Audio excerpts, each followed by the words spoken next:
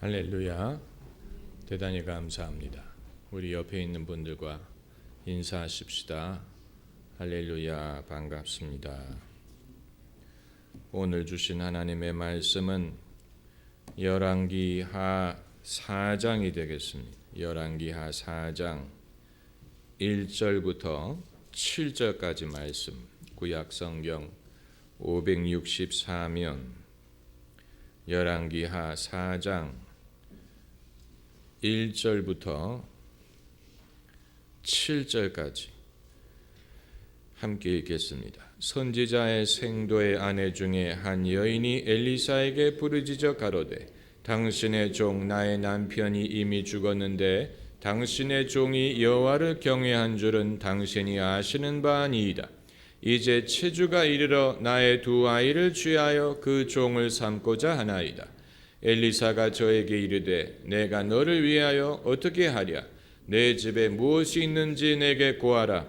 저가 가로되 계집종의 집에 한 병 기름 외에는 아무것도 없나이다. 가로되 너는 밖에 나가서 모든 이웃에게 그릇을 빌라. 빈 그릇을 빌되 조금 빌지 말고 너는 내 두 아들과 함께 들어가서 문을 닫고 그 모든 그릇에 기름을 부어서 차는 대로 옮겨 놓으라. 여인이 물러가서 그 두 아들과 함께 그는 부었더니 여인이 아들에게 이르되 또 그릇은 내게로 가져오라. 아들이 가로되 다른 그릇이 없나이다 하니 기름이 곧 그쳤더라. 그 여인이 하나님의 사람에게 나아가서 고한데 저가 가로되 너는 가서 기름을 팔아 빚을 갚고 남은 것으로 너와 내 두 아들이 생활하라 하였더라. 아멘. 성경에 남의 돈을 빌리라는 구절은 없습니다. 하지만 남의 그릇을 빌리라는 구절이 오늘 본문에 있습니다. 이 남의 돈을 빌리는 문제에 대해서 성경이 그것을 금지하는지 아니면 거기에 대한 아무런 구체적인 지침이 없는지에 대해서는 논란의 여지가 있습니다마는 한국 교회에서는 그런 설교를 하지 않습니다.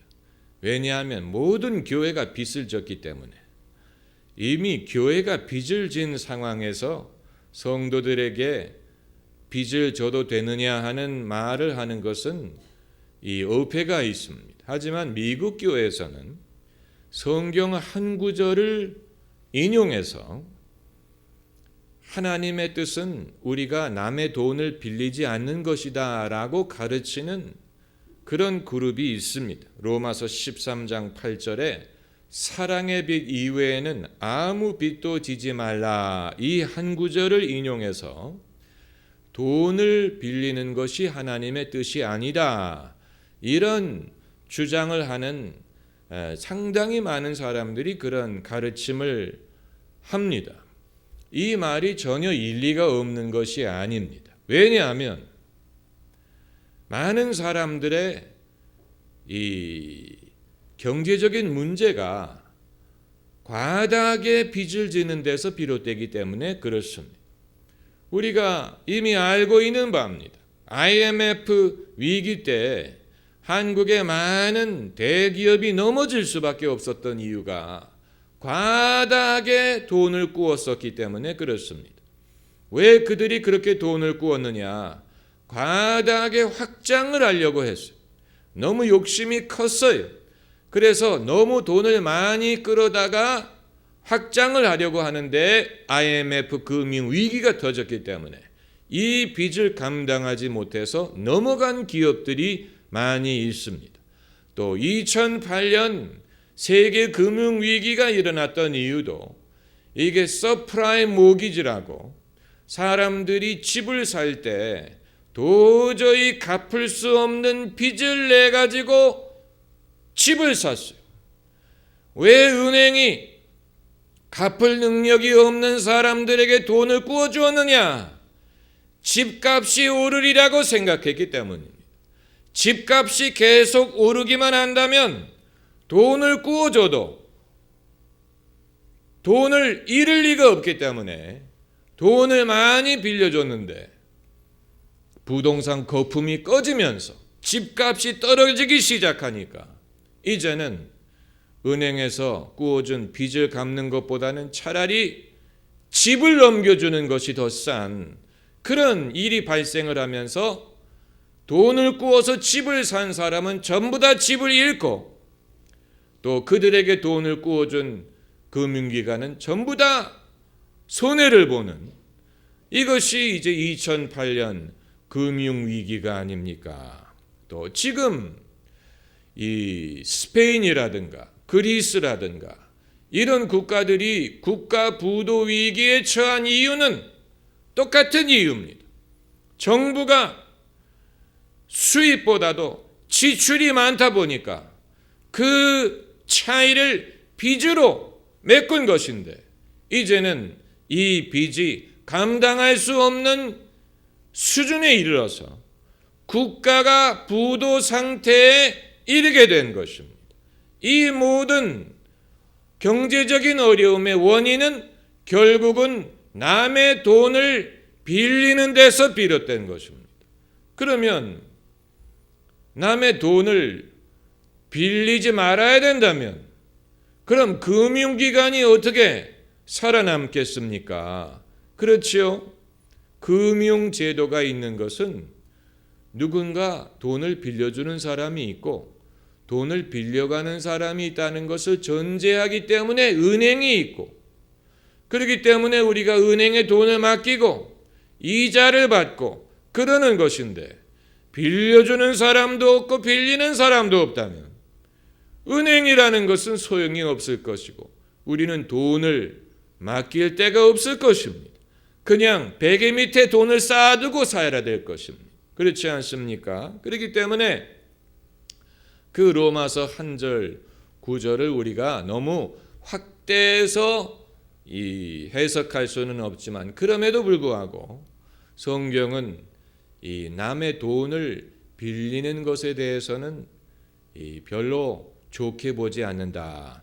왜냐하면 신명기 말씀에 내가 남에게 꾸어줄지라도 남에게 꾸임을 받지 아니하며 라는 성경 구절이 있는 것을 보면 하나님의 축복을 받은 사람의 모습은 꾸어주는 일은 있지만 남에게 꾸을 필요가 없는 그것을 하나님은 축복받은 사람의 모습으로 보신다는 것이고 반대로 저주받은 사람의 모습은 남에게 꾸지만 꾸어주는 일이 없는 늘 부족해서 남에게 빌리러 다니고 남의 도움을 청하고 남의 신세를 지는 이런 것은 하나님이 축복받은 사람의 모습으로 보지 않는다는 것을 우리가 일단 전제를 하고 그럼에도 불구하고 오늘 성경 구절에 돈은 아니에요.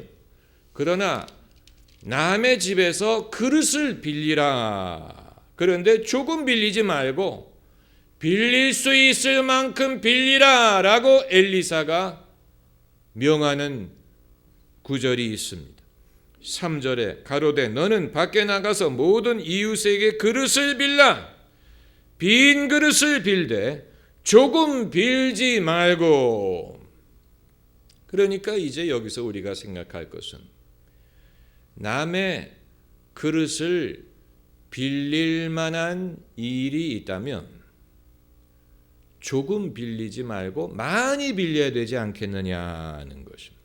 정말로 이것이 그릇을 빌릴 만한 가치가 있는 일이라면 조금 빌리는 것은 소극적인 것이고 조금 빌리는 것은 주저하는 것이고 기왕 빌려야 될 거라면 가급적 많이 빌려야 되지 않겠느냐. 엘리사의 말에서 우리가 상당한 지혜를 얻습니다. 우리 모두가 이런 빌리는 문제에 대하여 담대할 수 없는 이유는 과연 내가 이것을 빌려서 도모하는 일이 얼마나 잘 될지에 대한 확신이 없기 때문에 그런 것입니다. 그렇지 않습니까?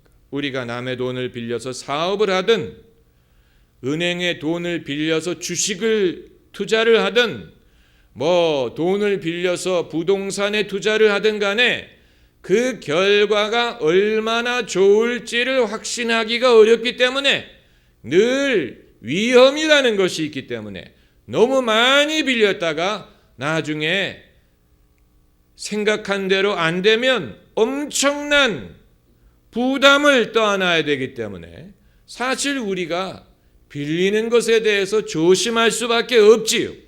그러나 결과에 대하여 확신할 수 있다면 빌릴 수 있을 만큼 빌려야 됩니다. 그렇지 않습니까? 만일 우리가 A라는 회사의 주식이 반드시 올라갈 것을 안다면 그러면 아는 모든 사람의 돈을 빌려가지고 그 주식을 사야 돼. 다만 그게 올라갈지 안 올라갈지 모르기 때문에 우리가 그렇게 하지 못하는 것이죠.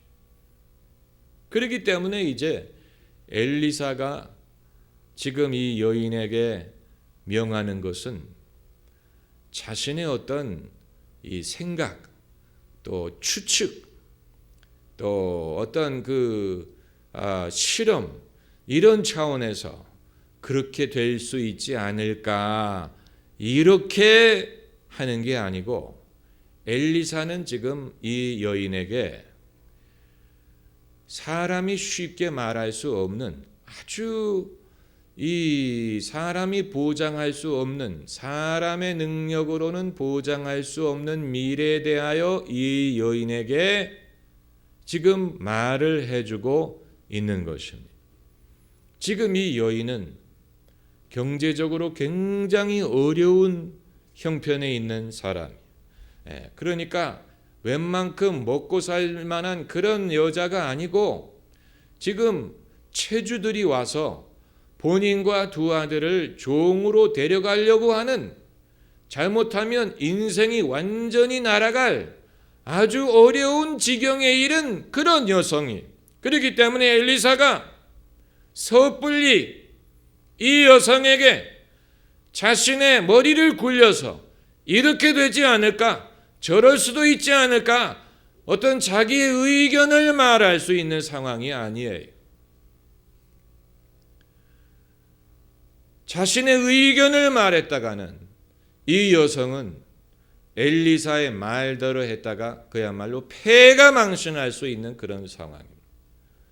여러분, 오늘날 우리가 신앙에 대하여 하나님의 이름을 빌려서 서로에게 하는 말들이 과연 얼마만큼 확신이 있는 말인지, 이것이 얼마만큼 하나님의 말씀인지, 하나님이 서포트할 수 있는 그런 말씀인지, 아니면 내 생각, 내 의견을 말하고 있는 것은 아닌지 사실 우리 모두가 살펴볼 필요가 있습니다. 내가 과연 이 말을 저 사람에게 했을 때 저 사람이 절박한 상황에 있는데 만일 내 말을 고지 듣고 저 사람이 그대로 했다가 패가 망신할 수도 있다는 사실을 안다면 우리는 섣불리 서로에게 하나님의 이름을 빌려서 우리의 의견을 말하려고 하지 않을 것입니다. 왜냐하면 우리 말에 그 영향력이 얼마만큼 위험할 수 있다는 것을 안다면 함부로 얘기할 수 없을 것입니다. 함부로 얘기하면 안 되죠. 사실 목회자들이 늘 염려해야 되는 부분이 바로 그것입니다. 목회자들이 자기는 별 생각 없이 강단에서 입을 열어 말을 하지만 성도들이 그 말을 고지 듣고 그대로 따르다가 만일 목회자가 한 말이 하나님이 보장하시는 말이 아니라면 그러면 목회자는 성도들을 실족하게 하는 것입니다. 성도들의 삶을 책임질 수가 없는 그런 말을 하는 것이죠.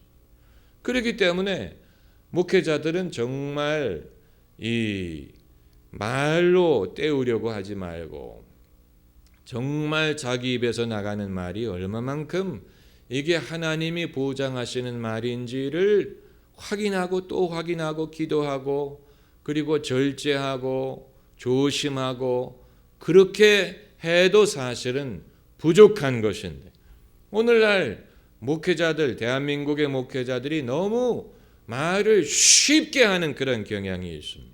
강단에서 너무 말을 많이 하는 경향. 저희 교회는 이 방송에 내보내는 이 주일 설교를 방송에 내보내기 때문에 길이를 제한해야 됩니다.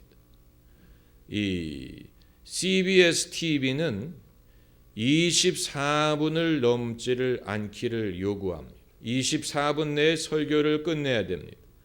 그런데 CBS FM은 27분 30초를 요구합니다.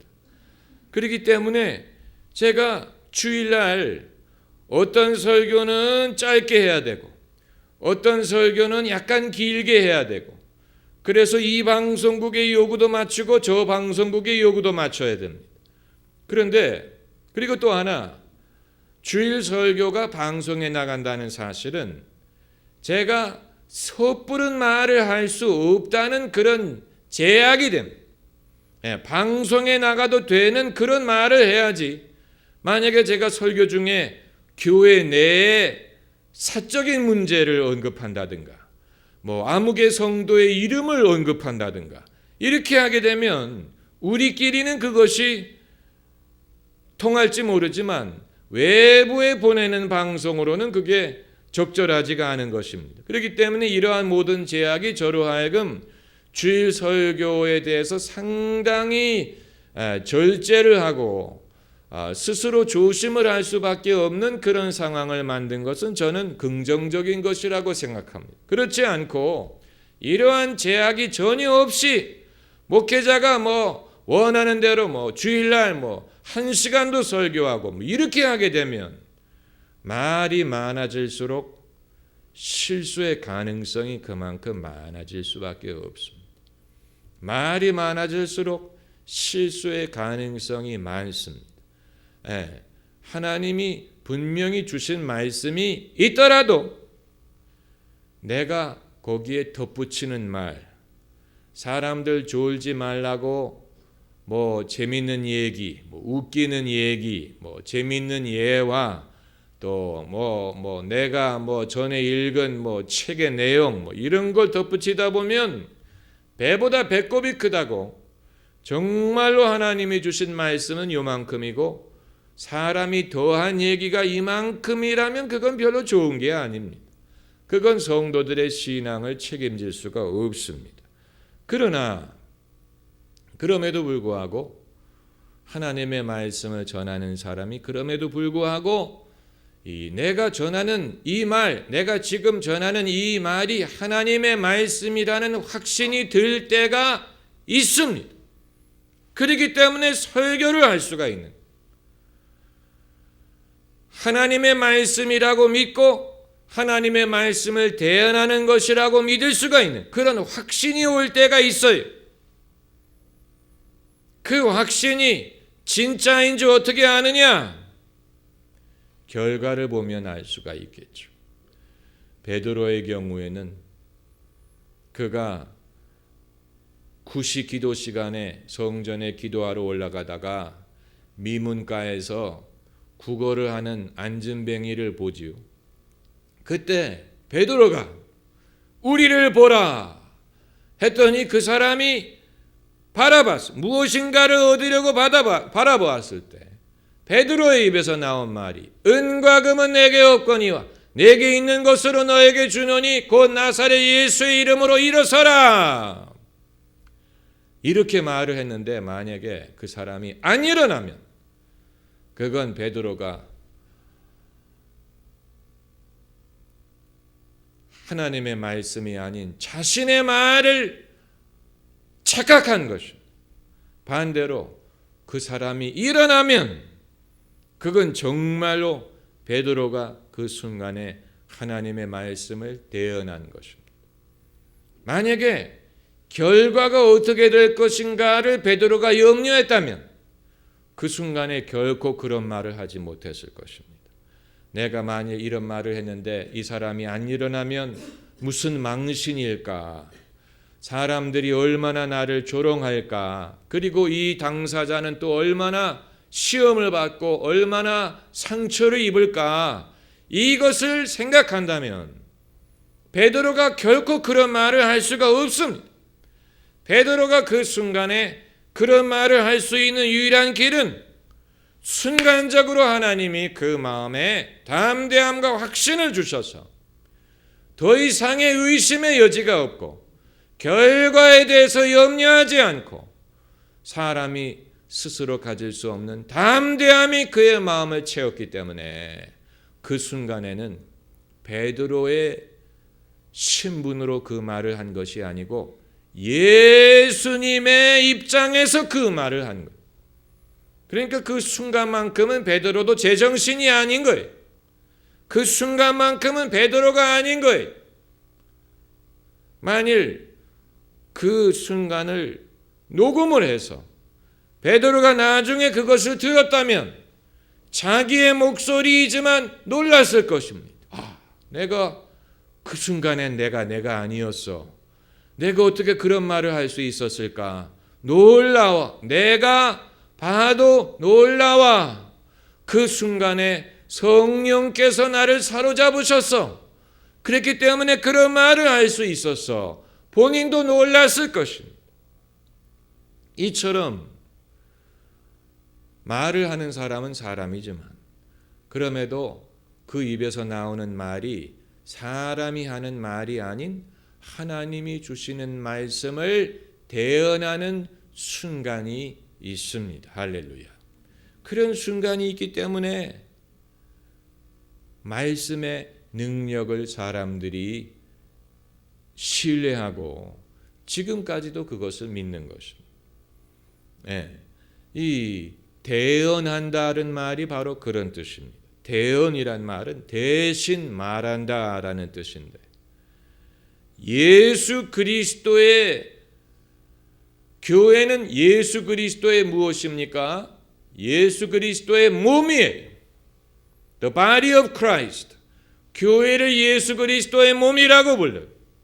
그렇기 때문에 교회가 예수님의 이름으로 말할 때는 교회는 예수님의 입의 역할을 하는 것이고 교회가 예수님의 이름으로 안수하고 기도할 때는 교회가 예수님의 손의 역할을 하는 것이고 교회가 선교사와 복음 전도자를 보내서 복음을 전할 때에는 교회가 예수님의 발의 역할을 하는 것이고 교회가 예수 그리스도의 사랑을 증거할 때는 교회가 예수님의 가슴의 역할을 하는 것입니다. 이런 의미로 교회는 진실로 예수 그리스도의 몸이에요. 예수 그리스도께서 우리에게 이와 같은 권세를 주셔서 당신의 이 일을 담당하게 하신다는 사실을 우리가 믿어야 됩니다. 그것을 기대해야 됩니다. 다만 여기에 대해서 우리가 섣불리 할 수 있는 것은 아닙니다. 이 엘리사가 지금 이 경우에 이 절박한 상황에 있는 과부에게 그것도 자기를 섬기던 선지자의 아내 이 선지자가 경제적인 능력이 없는 것이야 어떻게 할 수 없겠지만 왜 빚까지 져가지고 빚까지 졌으면 자기가 갚아야지 갚지도 못하고 죽었어요. 자기 마음대로 죽으면 안 돼. 빚을 진 사람은 죽으면 안 돼. 죽더라도 갚고 나서 죽어야 돼. 그런데 이 선지자는 빚은 져놓고 죽어버렸어요. 이제 아내와 자식은 어떻게 하라고? 그래서 지금 이 여인의 말 속에는 원망이 담겨져 있는 것입니다. 내 남편이 믿음으로 살았다. 하나님의 종으로 살았다. 당신을 섬기면서 살았다. 그런데 남편이 빚만 남기고 죽어버렸다. 이제 우리는 이 빚 때문에 종으로 잡혀갈 수밖에 없는 상황이 되어버렸다. 과연 이런 상황에도 하나님이 계시는 것이냐? 정말 하나님이 계시냐? 정말 하나님을 믿을 수 있느냐? 이런 상황에서 엘리사가 이 가정의 문제를 해결해 주어야 되는데, 만일 엘리사의 입에서 나오는 말조차도 이 여성에게 도움이 되지 않고 오히려 그를 더 큰 위험에 빠뜨리는 말이 된다면, 이것은 하나님과 사람 앞에 큰 죄가 될 것입니다. 큰 죄가 될 것입니다. 이 하나님을 섬기는 사람의 책임이 이처럼 큰 것입니다. 그런데 그건 이제 거기까지만 말하도록 하고, 이 빌리는 문제로 돌아가서, 저도 이 설교를 준비하면서 본문을 읽고 처음 생각한 것이기 때문에 여기에 대해서 무슨 예화라든가 무슨 예라든가 이런 것을 생각할 여유가 없었어요. 아마 찾아도 그렇게 많이 찾을 수는 없을 것이라고 생각이 됩니다. 하지만 정말로 남의 그릇을 빌릴 만한 가치가 있는 일이라면 적게 빌리지 말고 많이 빌려야 됩니다. 그것만큼은 우리가 기억을 해야 됩니다. 정말 빌릴 만한 가치가 있는 일이라면, 이것이 그릇이든 사람을 빌리는 것이든 돈을 빌리는 것이든 간에 정말로 가치가 있는 것이라면 조금 빌리면 안 되고 많이 빌려야 돼. 가급적 많이 빌려야 돼. 왜냐하면 이 여인에게 그릇이 있는 만큼 기름이 쏟아져 나올 것이기 때문에 그렇습니다. 기름이라는 것은 그 내용이에요. 컨텐츠. 내용은 그릇을 필요로 합니다. 소프트웨어가 하드웨어가 있어야 되는 것처럼 이 모든 것은 그릇이 필요합니다. 지금 이 여성은 기름을 빌리는 게 아니고 그릇을 빌리는 것입니다. 기름은 남에게 빌릴 수가 없고 자기 자신이 갖고 있어야 됩니다. 이것은 지혜에 해당할 수도 있고 믿음에 해당할 수도 있고 영성에 해당할 수도 있고 은사에 해당할 수도 있어요. 이건 그 사람이 갖고 있어야 돼. 아이디어든 사업의 아이디어든 예술적인 아이디어든 음악적인 감흥이든 무슨 목회에 대한 영감이든 기름은 자기가 있어야 됩니다. 그래서 엘리사가 물어봤더니 너희 집에 무엇이 있느냐 내게 구하라 했더니 기름이 있다 그랬어요. 기름은 각 사람이 갖고 있어야 됩니다. 많든 적든 기름은 각 사람이 갖고 있어야 되지만 그릇은 남의 것을 빌릴 수가 있어. 남의 기름을 빌릴 수는 없어. 남의 기름을 가지고 기적을 기대할 수는 없어. 기름은 각자가 갖고 있어야 돼. 이것이 그 사람의 재능이 될 수도 있고 아이디어가 될 수도 있고 비전이 될 수도 있습니다. 이건 남에게 빌릴 수 있는 것이 아니. 국가의 지도자가 자기가 비전이 있어야 국가를 이끌어 나갈 수 있지. 그 비전을 누구에게 빌려오겠습니까? 외국 국가 원수에게 빌려오겠습니까? 야당 정치인에게 빌려오겠습니까? 어느 교수를 찾아가서 빌려오겠습니까? 아니, 자기의 비전이 있어야 돼. 자기의 어떤 계획이 있어야 돼. 국민들이 원하는 게 그거예요. 국민은 그가 만물 박사가 되기를 기대하는 게 아니고 어떤 무슨 모든 일에 박식하기를 기대하는 게 아니지만 한 가지, 이 나라를 당신은 어떻게 이끌고 나가고자 하느냐, 당신에게는 어떤 꿈과 어떤 비전이 있느냐, 이걸 알고자 하는 것이죠. 지도자에게 필요한 것은 바로 그것입니다. 그게 그 사람의 기름이에요. 목회자도 그렇고 예술인도 그렇고 기업인도 그렇고 모든 사람이 그래요. 자기의 기름을 갖고 있어야 돼. 이건 남에게 구할 수 있는 게 아니에요. 자기만의 것, 자기의 고유 아이디어, 자기의 아이디어, 이게 있어야 돼. 그러나 그것을 실천하는 과정에서는 남에게 빌려야 될 게 있어요. 하드웨어라도. 그릇을 빌린다는 것이 의미하는 것이 그것입니다.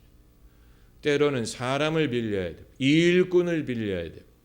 전문 인력을 빌려야 돼요. 사우디아라비아가 이 인구가 적다 보니까 나라를 키워야 되는데, 그래서 수많은 외국인 노동자들, 엔지니어들, 전문가들을 불러다가 나라를 세우지 않았습니까?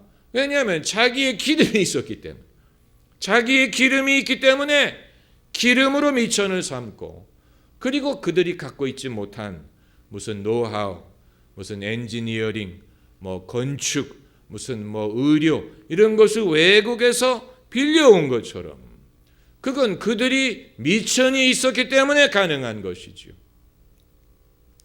우리도 마찬가지. 그래서 정말로 그릇을 빌려야 될 만한 가치가 있는 일이라면 조금 빌리지 말고 그야말로 속된 말로 왕창 빌려야 돼.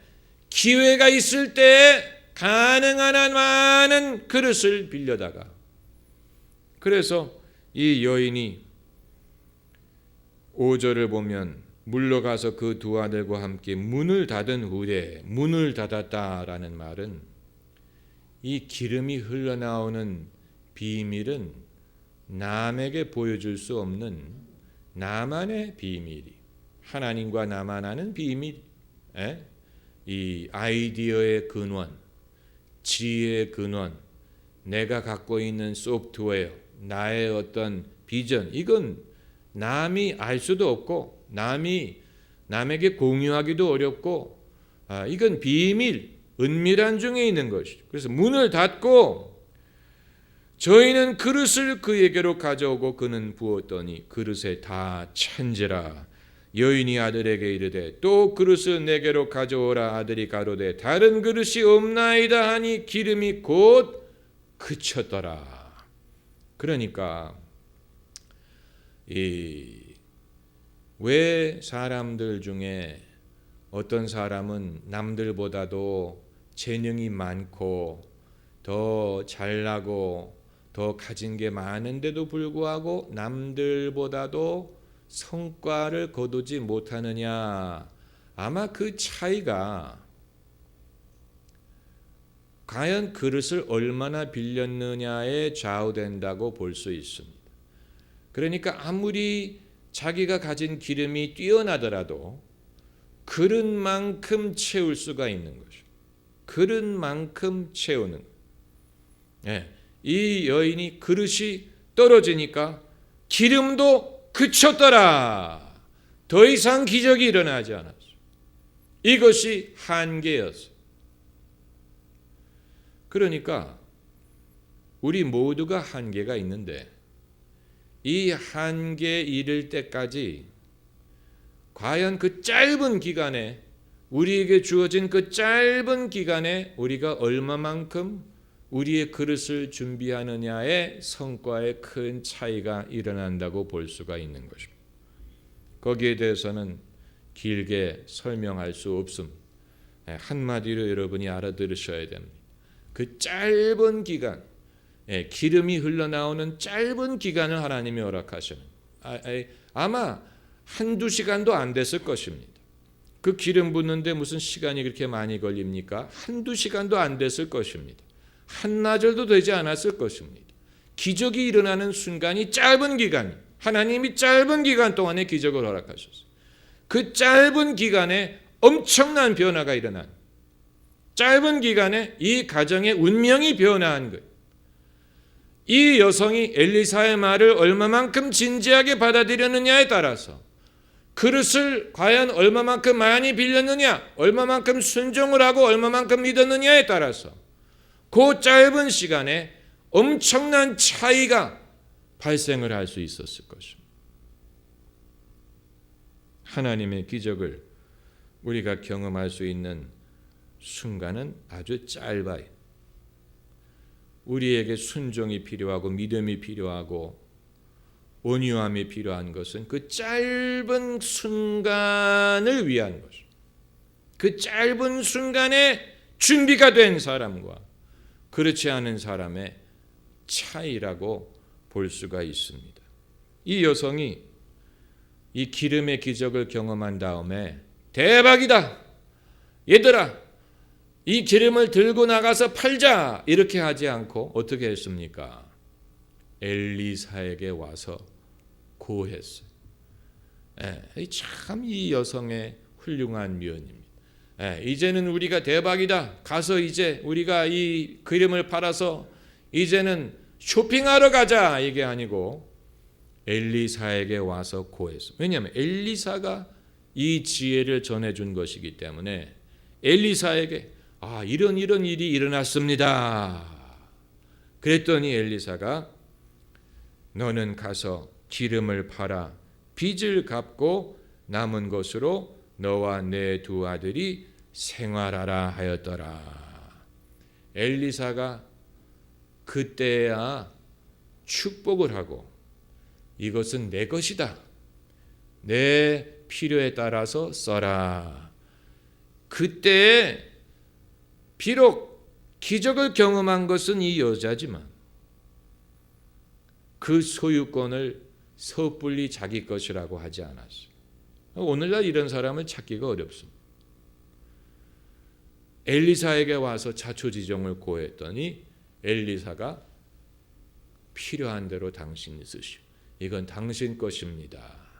그것으로 생활하시오. 이 순간에 이 여성의 경제적인 문제가 해결된 것뿐만이 아니고 영적인 문제가 해결이 된 것. 이 여성에게 더 큰 위기는 이 가난해지고 남에게 팔려가는 그런 것뿐만이 아니고 영혼의 위기였어요. 하나님이 없나 보다, 하나님이 등을 돌렸나 보다, 하나님을 의지하는 것은 헛된 일인 것인가 보다라고 의심할 수밖에 없는 그런 신앙의 위기에 있었는데, 이 경험을 통해서 경제적인 문제뿐만이 아니고 이 영혼과 이 여성과 이 가정의 신앙적인 문제가 해결이 된 것이죠. 여러분, 이것은 정말 아름다운 이야기입니다. 정말 아름다운 일.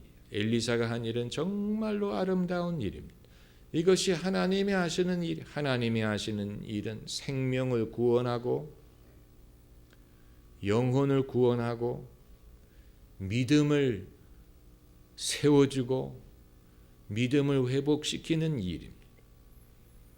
하나님을 섬기는 사람은 이러한 일에 동참을 하게 되는 것입니다. 할렐루야. 기도하십시다.